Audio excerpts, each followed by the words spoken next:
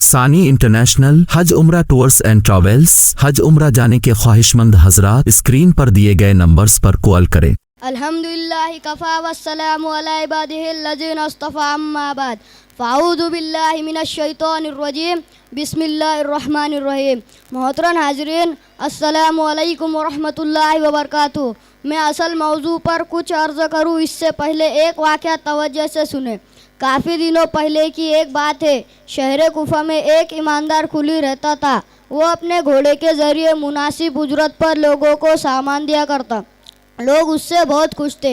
एक दिन की बात है, वह मामूल के मुताबिक अपना घोड़ा लिए हुए सवारी के इंतज़ार में था कि एक आदमी उसके पास आया जो एक पैर से माजूर लग रहा था।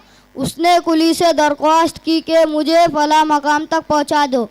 उजरत तय हुई और दोनों चल पड़े। चलते चलते चौराहा फला आदमी ने कहा, इस रास्ते से जाते तो बड़ा अच्छा होता, ये रास्ता मेरा जाना पहचाना हुआ है।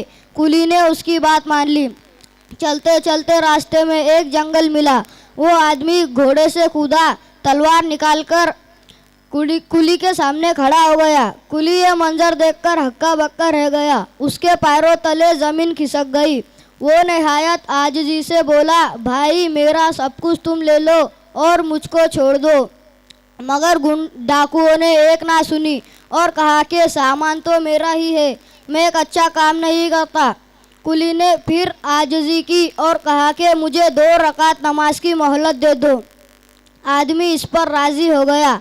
कुली ने फ़ौरन नियत बांधी और अल्लाह से आजिज़ी की और उधर अचानक घोड़े सवार नमूदार हुआ और डाकुओं पर हमला कर दिया। डाकू गिरे और तड़पने लगे।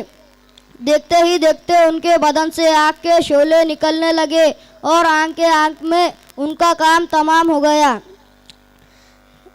कुली ने अजनबी सवारी को आवाज़ लगाई, मगर वह अजनबी गायब हो गया और कुली से जाते जाते ये कहा कि आप तुम महफूज हो, जहाँ चाहो वहाँ जाओ। अफसोस सद अफसोस, आज हमारा यह अमल हम किसी अल्लाह की मदद और नुसरत हासिल कर सकते हैं, मगर दिन और रात अल्लाह की नाफरमानी गुजारते हैं।